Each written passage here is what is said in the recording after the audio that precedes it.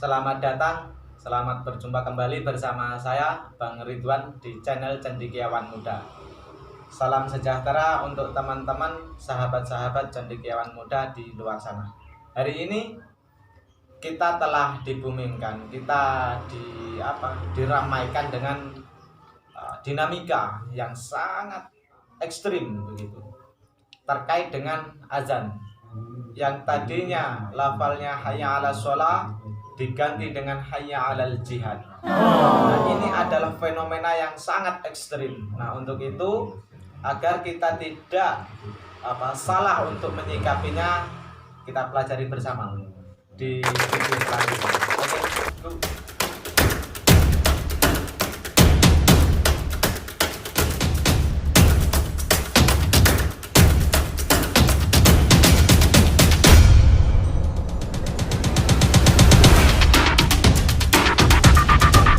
fenomena hari ini yang terjadi tentang azan.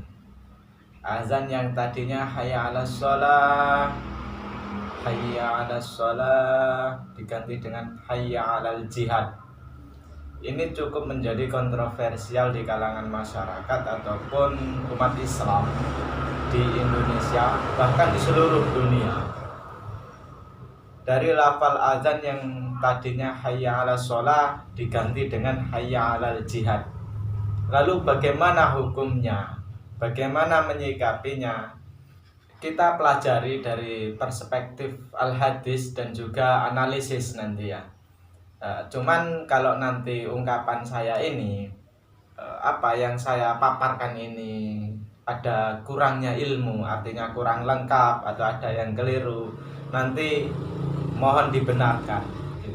Namun setidaknya ada bahan yang saya berikan, yang saya tawarkan untuk menyikapi persoalan ini terkait dengan sholat.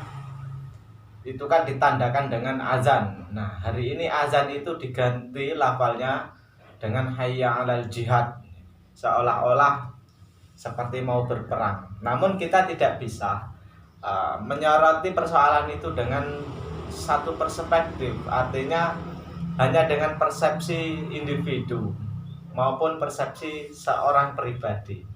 Nah, kalau di dalam sejarah azan itu sendiri kan azan itu kan adalah suatu pertanda ya.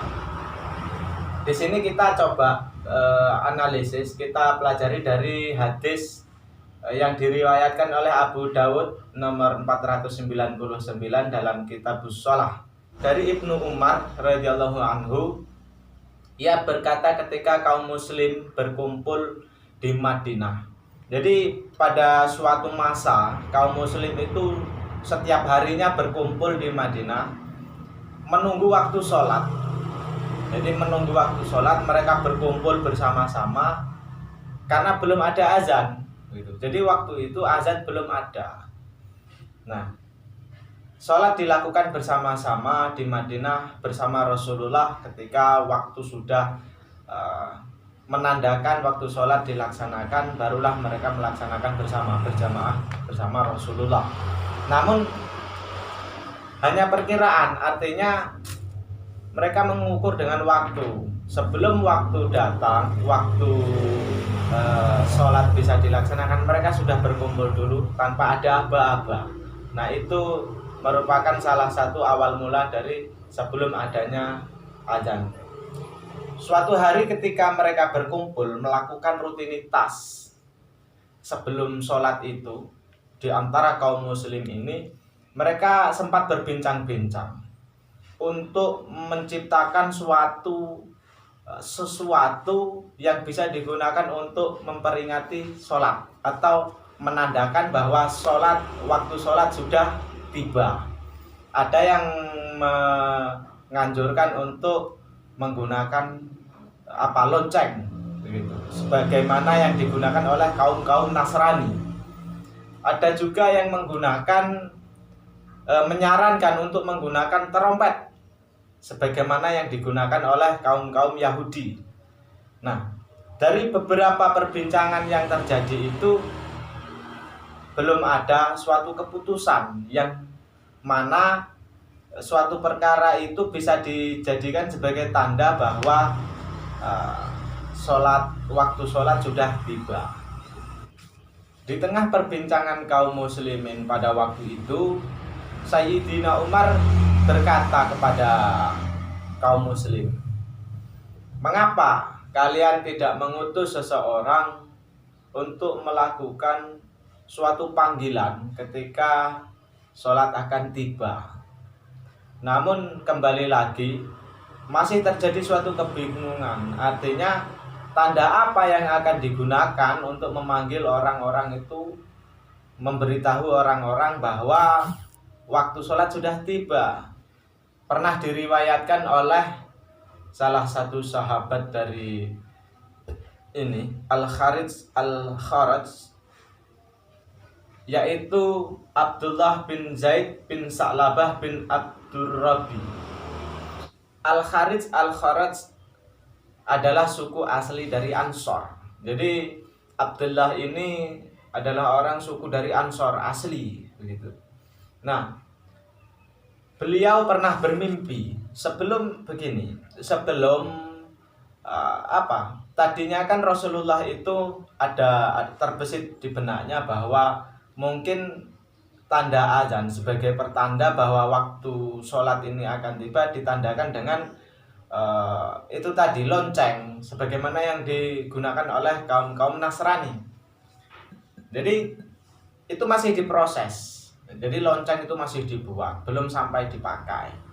Nah, kemudian sebelum sampai dipakai, Abdullah ini bermimpi bahwa di dalam mimpinya itu Abdullah bertemu dengan seorang kaum berpakaian hijau dan di tangannya membawa lonceng. Dan ini diceritakan kepada Rasulullah, dikabarkan kepada Rasulullah bahwa, "Wahai Rasul, di dalam mimpiku aku bertemu dengan seorang kaum. Ia berpakaian hijau dan membawa lonceng di tangannya. Kemudian aku bertanya kepadanya, wahai kaum, bolehkah aku membeli lonceng yang engkau bawa?" Terus kemudian kaum itu menjawab, "Untuk apa lonceng ini engkau gunakan?" Kemudian Abdullah menjawab, "Lonceng ini akan kugunakan sebagai tanda kepada kaum muslim bahwa sholat akan tiba. Nah, oleh sebab itu apabila diperbolehkan saya beli lonceng kamu." Kemudian umat Allah itu menjawab bahwa menjawab kepada Abdullah, "Maukah engkau kutunjukkan cara yang lebih baik?" Abdullah menjawab, seperti apakah cara itu, wahai umat Allah?" Terus kemudian singkat kata, orang yang berpakaian hijau tadi yang membawa lonceng tadi mengajarkan kepada Abdullah tentang lafaz adzan. Nah, seperti itu. Diajarkanlah tentang lafaz adzan kepada Abdullah. Lalu kemudian Abdullah terbangun dari mimpinya, dari tidurnya maksudnya, langsung bergegas. Abdullah itu menemui Rasul dan menceritakan apa yang telah terjadi di dalam mimpinya.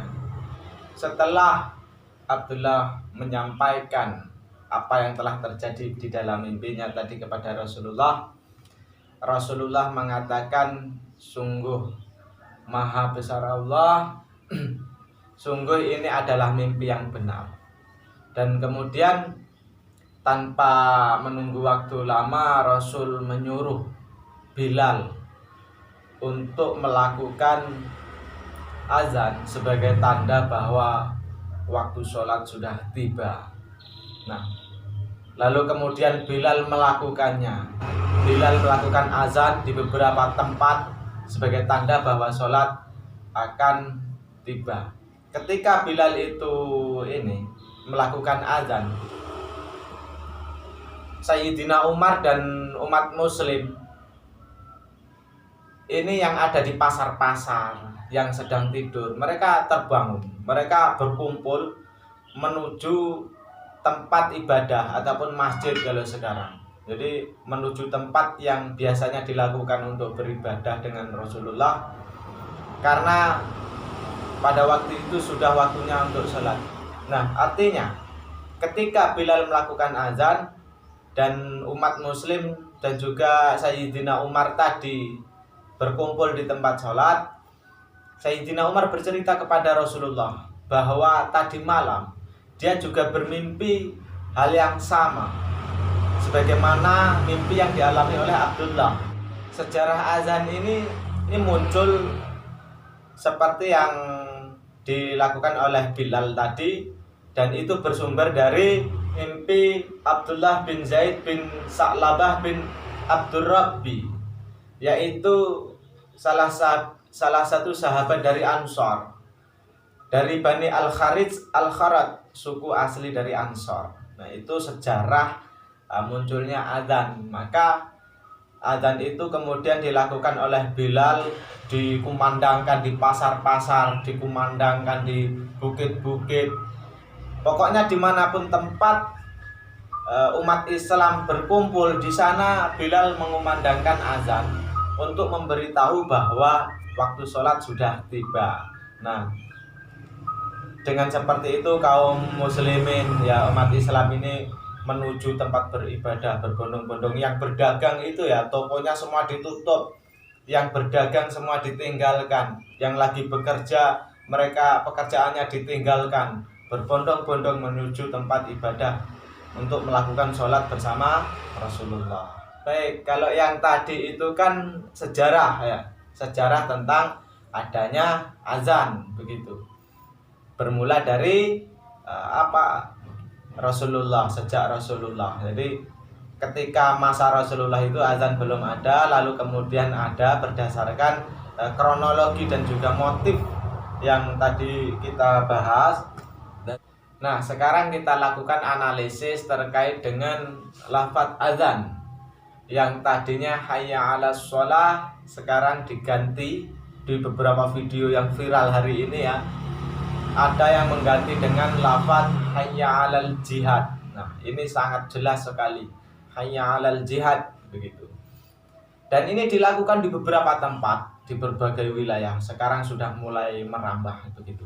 Nah, setidaknya kita sebagai kaum muslim, sebagai bangsa Indonesia menyikapi atau memberikan edukasi supaya generasi-generasi kita ini tidak mudah terpancing oleh hal-hal baru atau hal-hal yang belum jelas sumbernya begitu. Bukan berarti menolak, namun lebih bijaksana untuk menyikapinya, fenomena bangsa kita ini begitu ya. Di sini kita akan analisis dengan 3 perspektrum atau 3 sudut pandang ya. Yang pertama, kita bisa lihat dari fikih dan syariat begitu. Yang kedua, kita bisa analisis perspektif budaya dan politik. Yang ketiga, kita analisis, kita kaji perspektif ilahiyah begitu. Nah, artinya segala sesuatu ini tidak terlepas dari campur tangan Allah Subhanahu wa taala. Di antara 3 perspektif tadi, kita kaji yang pertama dengan fikih ataupun syariat. Artinya segala sesuatu yang diatur di dalam agama, segala sesuatu yang sudah ditentukan di dalam agama begitu. Namun kembali lagi, segala sesuatu yang diatur di dalam agama ini kan salah satunya azan tadi. Namun perlu diketahui memang azan ini tidak diatur berdasarkan teks ya. Tidak diatur berdasarkan teks. Hanya saja itu adalah suatu perintah dari Kanjeng Nabi, dari Rasulullah Shallallahu alaihi wasallam sebagai tanda bahwa waktu sholat sudah tiba, akan tiba begitu. Nah, seperti itu. Lalu bagaimana ketika lafal azan hayya 'alas shalah? Ini kan yang sudah ditentukan oleh Rasulullah dan diganti dengan hayya 'alal jihad. Nah, otomatis ini akan terjadi banyak perspektif dari masyarakat, dari kaum muslimin di dunia, di Indonesia terkhususnya. Nah, ini akan banyak kontroversial, termasuknya para ulama. Jadi sangat wajar ketika nantinya, bahkan hari ini, para ulama ada yang beranggapan ini adalah bid'ah. Bahkan bisa jadi di kalangan ulama ada yang menganggap ini sebagai bid'ah kubro. Karena itu tadi, sesuatu yang sudah ditetapkan oleh Rasulullah diganti dengan sesuatu yang baru, dengan kalimat baru begitu. Dan kita sebagai kaum muslimin tidak seharusnya kaget. Artinya santai saja ketika para ulama memiliki suatu pandangan yang berbeda-beda, itu hal yang wajar karena ada sebab, ada akibat begitu. Nah, artinya yang jelas santai saja, artinya tidak usah mudah terpengaruh karena memang ini adalah fenomena di dalam agama, kasus-kasus agama. Jadi permasalahan agama itu tidak hanya terjadi hari ini, namun sudah sejak zaman Rasulullah dulu. Sejak zaman Rasulullah agama itu sudah banyak dinamika ataupun ketimpangan dan lain-lain. Nah, hari ini adalah salah satunya, bagian dari tubuh agama itu sendiri, bagian dari organ agama itu sendiri. Jadi memposisikan diri agar lebih aman, artinya lebih dinamis, lebih seimbang, itu bagaimana kita hadirkan itu di dalam diri kita. Oke, sekarang yang kedua. Yang kedua ini kita analisis perspektif sosial dan juga politik. Perspektif sosial politik. Sholat. Nah, sholat itu kan adalah ibadah begitu ya, ibadah, jihad di jalan Allah. Nah, sholat itu adalah bentuk rasa cinta kita, bentuk pengabdian kita yang kita nyatakan, kita peragakan, kita ekspresikan dalam bentuk gerakan. Artinya sholat sebagaimana yang sudah ditentukan di dalam fikih. Nah, namun yang jelas sholat itu adalah ungkapan rasa cinta, ungkapan pengabdian kita kepada Allah Subhanahu wa Ta'ala. Nah, sedangkan kata sholat itu masih bisa di breakdown, bisa dikembangkan lagi. Nah, untuk mengungkapkan rasa cinta itu ya, untuk mengungkapkan rasa mengabdikan diri kepada Allah Subhanahu wa Ta'ala dengan mengharap ridhonya, pengampunannya ataupun belas kasihnya, kita sebagai umat manusia biasa. Jadi bekerja itu juga jihad menuju keridhaan Allah. Ibu merawat anak itu juga jihad. Sekolah menuntut ilmu itu juga jihad. Nah, artinya apa? Pengembangan bahasa dari kata sholat itu, esensi dari sholat itu adalah ini tadi, membuktikan rasa cinta kepada Allah Subhanahu wa Ta'ala. Jadi jihad ini sangat luas sekali. Nanti kalau dikembangkan lagi, jihad itu banyak. Jihad yang mana, tergantung jihad yang mana. Namun ketika ini azan, lafal azan, hayya 'alas shalah diganti dengan hayya 'alal jihad, ini berbeda lagi. Karena apa? Di dalam sosial politik ini kan ada suatu kelaziman yang itu menjadi suatu pemahaman yang harus kredibel ataupun pemahaman yang komprehensif. Nah, artinya apa? Memang kalau kita lihat dari sudut pandang sejarah, maka Islam itu kan adalah salah satu agama. Nah, umatnya ini, agama Islam dan juga umatnya ini memang mengalami suatu ketidakadilan atau suatu penjajahan, istilahnya lebih kasarnya.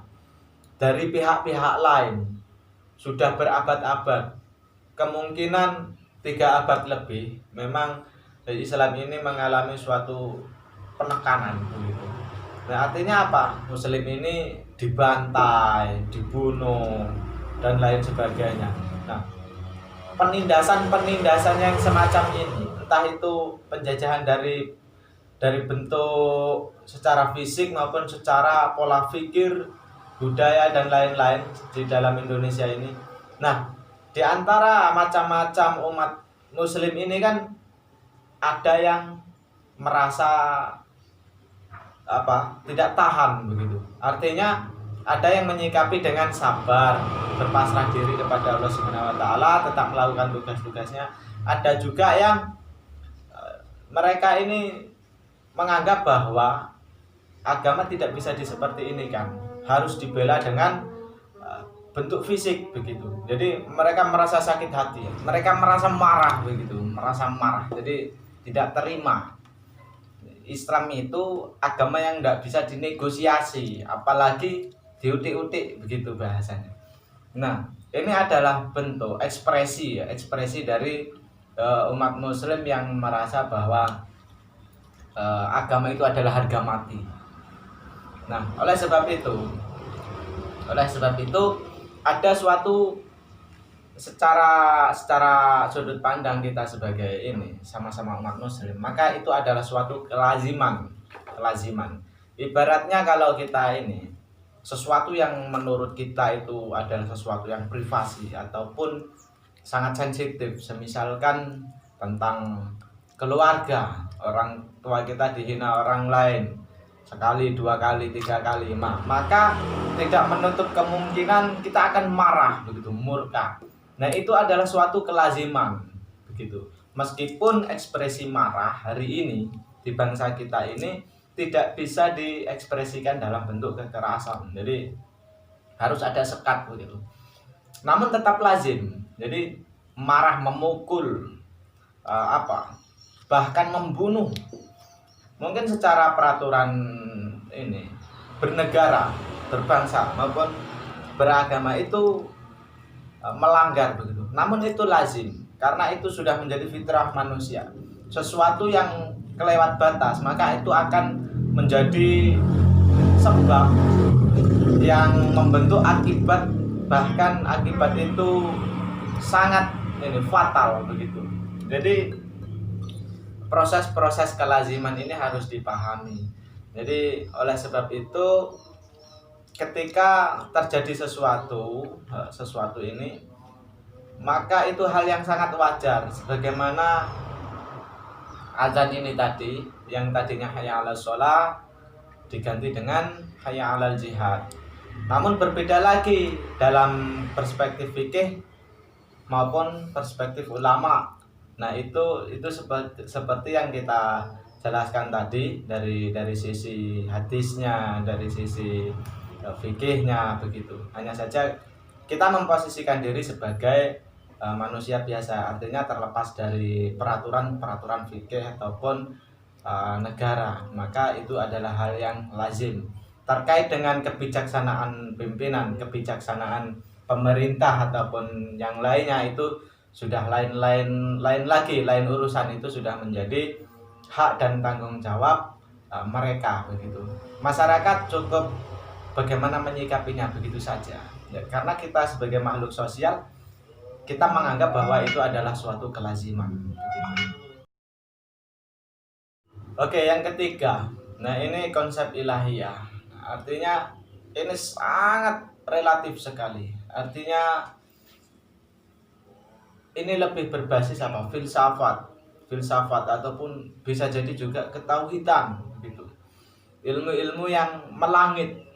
Karena segala sesuatu itu tidak terlepas dari rencana Tuhan. Nah, jadi terjadinya konflik hari ini ataupun hal-hal baru hari ini, penggantian lafal azan yang tadinya hayya 'alas shalah menjadi hayya 'alal jihad ini tadi, itu adalah serangkaian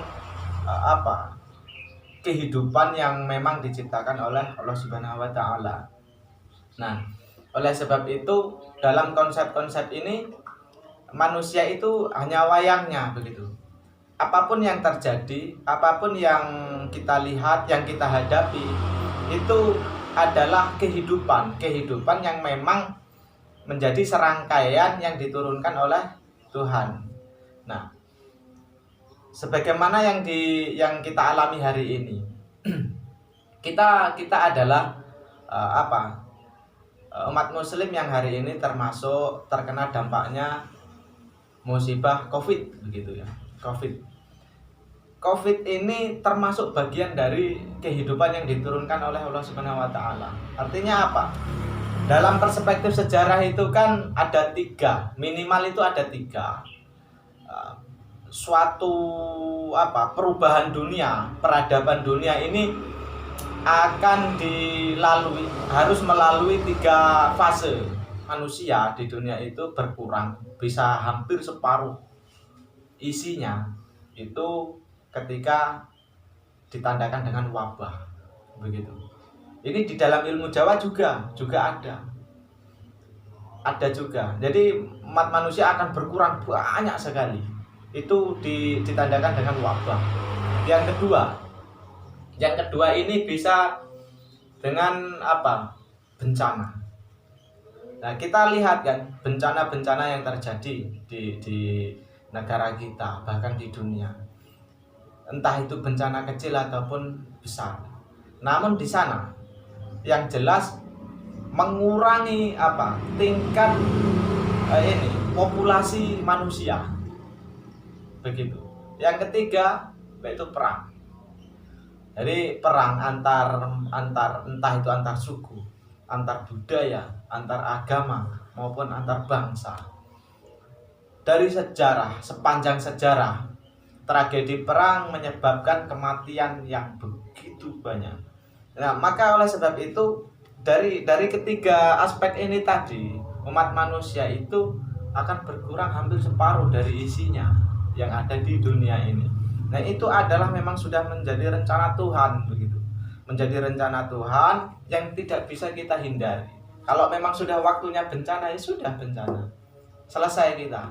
Tetapi kalau memang waktunya kita selamat, ya selamat. Meskipun hari ini terjadi corona, nyatanya kita ya tetap bisa sekolah, tetap bisa kuliah, tetap bisa makan, tetap bisa kompak dengan teman, dengan keluarga dan lain-lain. Nah, itu merupakan sifat kebijaksanaan ataupun sifat keadilan Tuhan untuk membuat rantai kehidupan ini tadi. Nah, kita tidak bisa lepas dari itu, kita tidak bisa menghindar dari itu, karena itu sudah menjadi takdir, jadi menjadi takdir kehidupan. Itu tadi bahwa yang jelas jangan sampai mudah terprovokasi, terkhususnya untuk generasi muda, untuk masyarakat umum. Biarlah ini menjadi fenomena yang menghiasi kehidupan, menghiasi kita dalam beragama, berbangsa dan juga bernegara. Artinya mana yang lebih baik, mana yang tidak menimbulkan kemudorotan, dan mana yang lebih mengharmoniskan, maka itulah mungkin yang terbaik untuk kita. Jangan biarkan diri kita ini menjadi tersiksa oleh sikap kita, tersiksa oleh keegoisan kita dan ketidakseimbangan kita dalam mengatur kehidupan ini. Mungkin itu saja dari saya. Sampai jumpa.